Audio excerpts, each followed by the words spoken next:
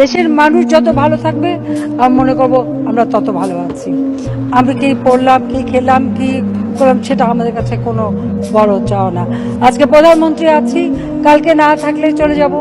গাড়িতেও চড়তে পারি, ভ্যানেও চড়তে পারি, রিক্সাও চড়তে পারি, পায়েও হাঁটতে পারি, সব অভ্যাস আছে, সব অভ্যাস আছে, সবই করতে পারি। প্রধানমন্ত্রী হিসেবে বিমানে ফার্স্ট ক্লাসে যাই বা যে ক্লাসে যাই, আবার যখন থাকবো না ইকোনমি ক্লাসে চড়বো। আমরা সব অবস্থার জন্য প্রস্তুত। আমার পিতা মাতা আমাদেরকে সেই শিক্ষা দিয়ে গেছে। কিন্তু বাংলাদেশের মানুষ ভালো থাক, এটাই একমাত্র কামনা। আর সেই আন্তরিকতা দিয়ে কাজ করি বলেই আজকে দেশের উন্নতি করতে পারছি। যদি শুধু নিজেদের কথা ভাবতাম তাহলে কিন্তু পারতাম না। মাননীয় স্পিকার লোভে পেয়ে বসতো, তা আল্লাহর রহমতে সে লোভ আমাদের পাইনি।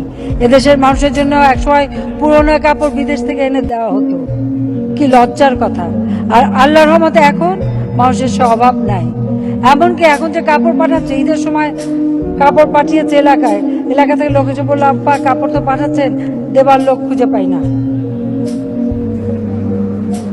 দেশের মানুষের এখন পেটে ভাত আছে, তাদের মাথা গোঁজার ঠাঁই আছে। আর যেটুকু বাকি আছে হিসেব করেছি 2,80,000 মানুষ তাদের ঘর নাই। নদী ভাঙনে অনেকে নিঃস্ব হয়ে গেছে।